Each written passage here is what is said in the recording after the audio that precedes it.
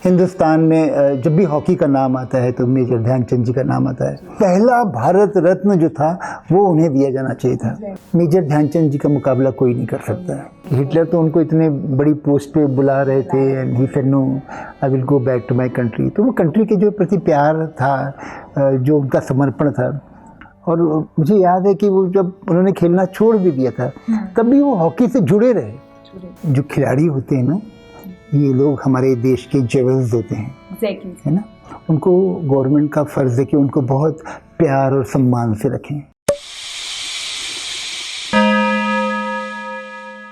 A former Indian hockey player and the national coach, जिनकी life पे एक बहुत ही ब्लॉकबस्टर फिल्म बनी है, the one and only Chak De India, mister Mir Ranjan Negi ji के घर पे आज Triple.com की टीम पहुंच चुकी है।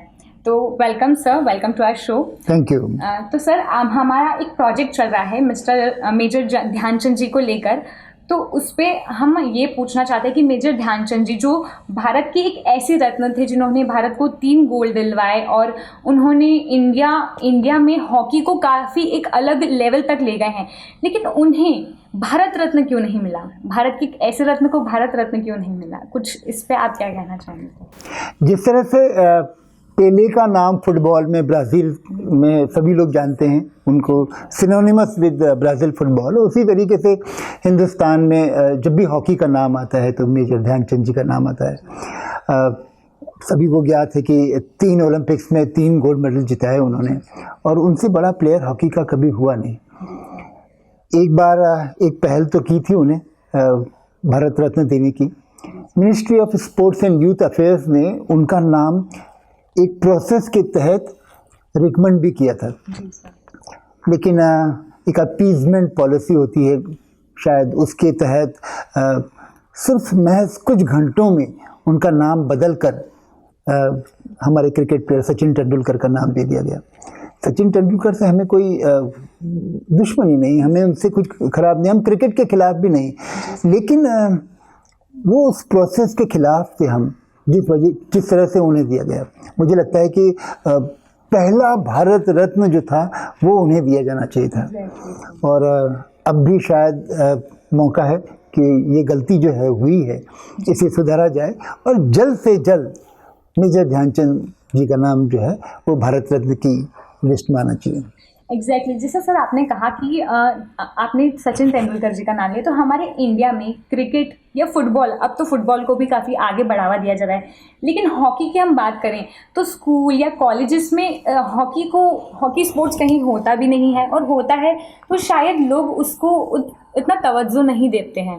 तो इसका रीज़न क्या रहा है सर, ऐसा क्यों होता है? कुछ क्रिकेट जो है लोगों के दिमाग पे रहता है, छाया रहता है, लेकिन हॉकी आज भी हमारे हिंदुस्तान के दिल में राज करती है।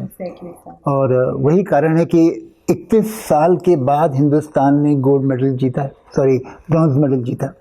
ओलंपिक्स में पहला पदक जो है वो 41 साल के बाद है, लेकिन 41 साल में हॉकी के चाहने वाले, उसे प्यार करने वाले कभी कम नहीं हुए।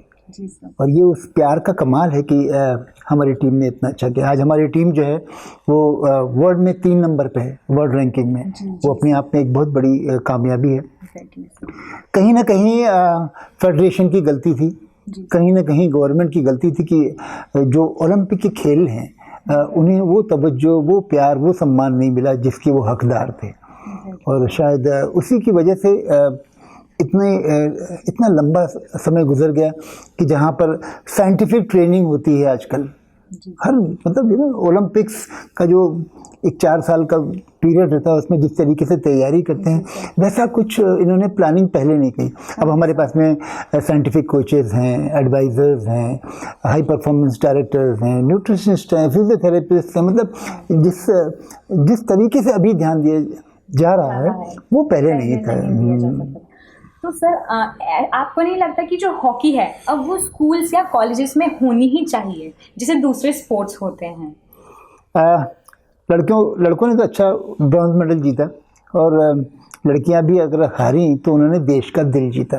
पहली बार हमारे प्रधानमंत्री जी और सारे लोग जो थे वो सुबह 7 बजे उठ के इंडिया का मैच देख रहे थे और हम लोगों ने चक दे इंडिया की स्टाइल में ऑस्ट्रेलिया को हराया। जी सर। और धक धक धक धक जिस तरीके से लोगों का दिल धड़का हॉकी के लिए, वो कमाल था। और मैं समझता हूँ कि वो जो धड़कना है दिल का ना, वो अब बंद नहीं होना चाहिए। स्कूल में स्पेशली मेरे ख्याल से केंद्रीय विद्यालय है, जैसे सेंट्रल स्कूल्स है, वहाँ पर ग्राउंड वगैरह की फैसिलिटीज़ रहती हैं, वहाँ पर हॉकी कंपलसरी करना चाहिए। मतलब फैसिलिटीज़ के नाम पे आज भी इंदौर जैसे शहर में हॉकी का मैदान नहीं है ना। तो ये बहुत ज़रूरी है कि हम हमारे खिलाड़ियों को जो खेलना चाहते हैं उनको अच्छी से अच्छी सुविधाएं दें। और जो लोग खेल चुके हैं तो उनकी भी कहानियाँ कहीं ना कहीं पे बहुत दर्द पहुंचाती हैं। हमारे एक खिलाड़ी थे ओलंपिक में, उनकी एक तस्वीर आई थी बीच में, वो किसी खदान में पत्थर तोड़ रहे थे, है ना। बहुत दुख होता है। एक लड़की है, उसने इंडिया को रिप्रेजेंट किया, वो चाय के बागान में वो 80 रुपये में काम कर रही है। तो ऐसे में जो खिलाड़ी उभर के आते हैं और उस लेवल तक पहुंचते हैं, है ना, वो एक इंस्पिरेशन होते हैं उन खिलाड़ियों के लिए जो लोग खेलना चाहते हैं। और जब वो देखते हैं कि यार इन्होंने ओलंपिक खेला और उसके बाद में पत्थर तोड़ रहे हैं, तो कैसे हो सकता है। सर, तो आपको नहीं लगता कि अगर ये जो फैसिलिटीज़ अब मिलती जा रही हैं तो इससे भारत एक और मेजर ध्यानचंद दे सकते हैं? मेजर ध्यानचंद तो नहीं कह सकता मैं, क्योंकि वो अपने आप में एक मिसाल थे। मेजर ध्यानचंद जी का मुकाबला कोई नहीं कर सकता है, कोई नहीं कर सकता। खेलों के साथ में एंटरटेनमेंट को जोड़ना बहुत ज़रूरी है। अगर हम समझते हैं कि आज सलमान खान एक किसी टीम को एक्वायर करें, मुंबई इंडियंस एक बनी टीम है ना, उसमें सलमान खान आए और वो कहीं जाएं, भोपाल आए, जी सर, डू यू थिंक कि है ना भीड़ नहीं आएगी? पूरा स्टेडियम खचाखच भरा रहेगा। मुझे याद है, मैं उस समय हीरो हॉकी इंडिया लीग में स्टार स्पोर्ट्स की तरफ से कमेंट्री कर रहा था। तो रांची का जो स्टेडियम था फाइनल्स, वो पूरा का पूरा भरा हुआ था और बाहर 10,000 लोग एक बड़े स्क्रीन पर उस मैच को देख रहे थे। 10,000 लोग। तो हॉकी के चाहने वाले कम नहीं हैं, लेकिन उनको जो फैसिलिटीज़ देते हैं, जो एंटरटेनमेंट क्रिएट करते हैं, जो फिज़ जो क्रिएट करते हैं, वो समहाउ इट इज़ मिसिंग। तो इट इज़ वेरी इम्पोर्टेंट कि हम वो सारी की सारी चीज़ों को मद्देनज़र रखते हुए कुछ ऐसा करें जिससे ना ये हॉकी के दिन वापस आए। फॉर एग्जांपल अभी टीम जीत के आई है, जैसे मैं सोचता हूँ कि ये जो टीम आई है इसके है ना कुछ मैचेस पूरे इंडिया में कराना चाहिए। जी sir. Rest of India versus ये जो अपनी हॉकी टीम जीत के आई है ना, लड़कियों की टीम भी करा सकते हैं। और या फिर आप मध्य प्रदेश की एक टीम बनाएं, है ना, उसका एक मुकाबला ये ओलंपिक टीम के साथ में कराएं। और मैं आपको विश्वास दिलाता हूँ ऐशबाग का स्टेडियम जो भोपाल का है वो खचाखच भरेगा, क्योंकि हॉकी के चाहने वाले कम नहीं है, but you give them something they want, वो कहीं ना कहीं पे मिसिंग है। सो ये बहुत ज़रूरी है कि ये जो यूफोरिया क्रिएट हुआ है अभी, है ना, that needs to be continued. मैं कभी कभी सोचता हूँ कि एक मैदान जो है ना वो बहुत काफ़ी बड़ा होता है, 100 मीटर्स बाय 70-60 मीटर्स का रहता है, तो उसको छोटा कर देना चाहिए।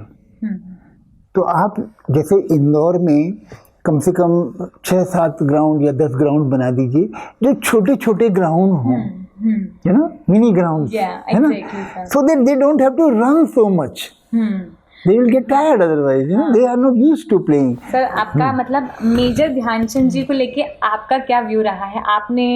आपको क्या लगता है कि वो कैसे इंडिया के लिए या फिर हमारे इस जनरेशन के लिए, आने वाली जनरेशन के लिए और जितने भी एज ग्रुप्स हैं उनके लिए कैसे इंस्पिरेशन है? जैसा हम लोग उनके जो बेटे हैं अशोक ध्यानचंद, जो मेरे बहुत अच्छे मित्र हैं, उनसे उनकी कहानियाँ सुनते हैं।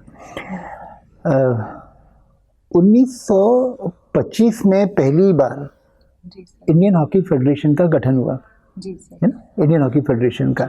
और उसके बाद में 1926 में पहली बार एक टीम जो थी वो न्यूजीलैंड गई और न्यूजीलैंड में इन्होंने 21 मैचेस खेली, जिसमें 18 मैचेस भारत ने जीते। और वहाँ पर फाइंड ऑफ द टूर कौन थे? मेजर ध्यानचंद। उन्होंने सबसे ज़्यादा गोल मारे वहाँ पर, हर एक टीम के मैचेस में उन्होंने ज़बरदस्त गोल मारे। He was find of the tour. उसके बाद में 1928, 32 और 1936 बर्लिन के ओलंपिक्स में जिस तरीके से उन्होंने गोलों की बौछार कर दी एक तरह से, और हिटलर के साथ में जो उनका रहा वो जग जाहिर रहा कि हिटलर तो उनको इतने बड़ी पोस्ट पे बुला रहे थे and he said no I will go back to my country. तो वो कंट्री के जो प्रति प्यार था, जो उनका समर्पण था, और मुझे याद है कि वो जब उन्होंने खेलना छोड़ भी दिया था तब भी वो हॉकी से जुड़े रहे। बहुत अच्छे कोच नहीं थे लेकिन आप वो करके दिखाते थे जी आप जैसे फॉर एग्जांपल उनको बोलो कि सर कि शॉट कैसे मारना है, तो बोलेंगे हाथ ऐसे रखो, तो आप हाथ ऐसे रखिए, वो वहाँ से शॉट मारेंगे, हाथ पे लगेगा आपके।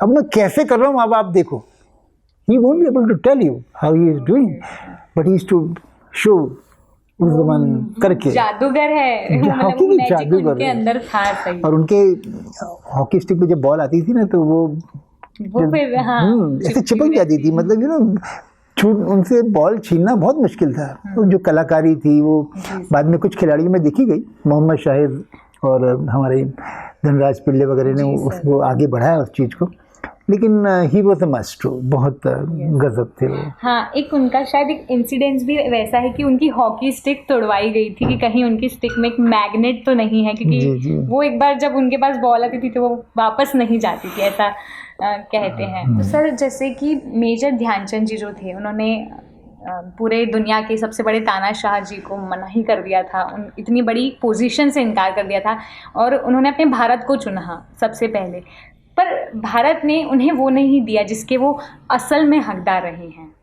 तो और उनका एंड में भी उनके शब्द थे शायद कुछ कि हॉकी का फ्यूचर उन्हें उतना ब्राइट नहीं दिखता था उस समय। तो आपका क्या कहना है सर? हॉकी के साथ में थोड़ा सा जाति तो हुई है ना। जब मेजर ध्यानचंद जी बीमार पड़े, हमने सुना उन्हें बिल्कुल ऑर्डिनरी ट्रेन के अंदर ऑर्डिनरी वार्ड में रखा गया, एम्स में। आई यू रिमेम्बर इट, है ना।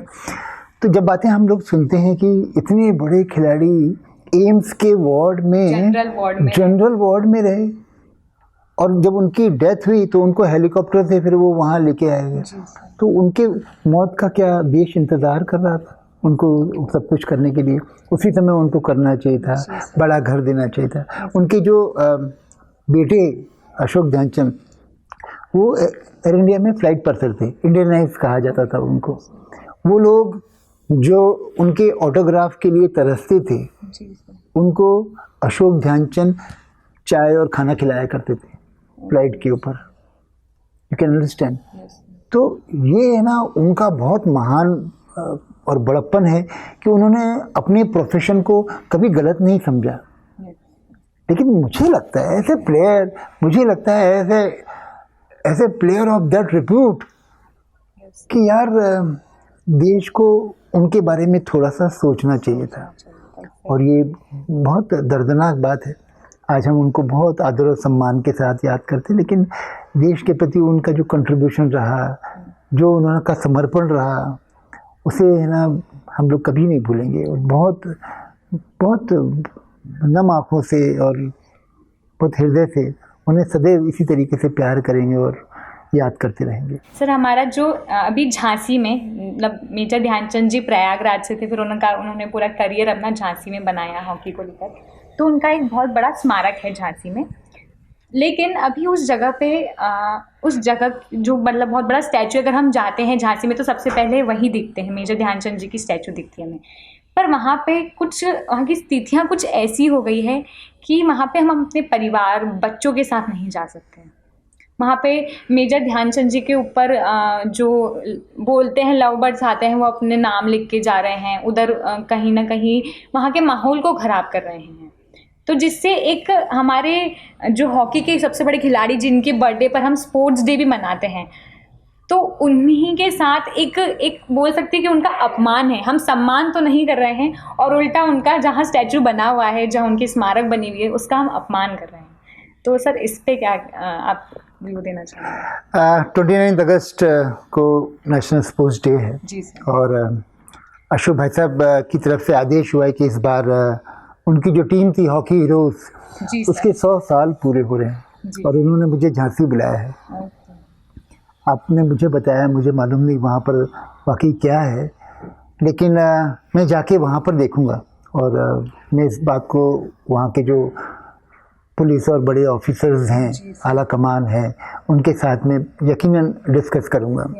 Thank you so much sir. यही हम चाह रहे हैं कि उस जगह को सही हो जाए जहाँ पे मतलब एक मेजर ध्यानचंद जी को सम्मान मिले, और हम अपने परिवार के साथ जा रहे हैं तो कम से कम हमें वो जो देखने को ना मिले जो हम नहीं देखना चाहते हमारे फैमिली के साथ। यकीनन। तो thank you so much sir, आपसे Thank बात you. करके मैं बहुत सारी चीज़ें पता चली, आपके काफ़ी अच्छे सजेशंस भी थे जिसे लेकर काम करना बहुत ज़रूरी है और जिससे हमारी इंडिया में जो स्पोर्ट्स है उसकी सिचुएशन को हम सुधारा जा सकता है। धन्यवाद। Thank you so much.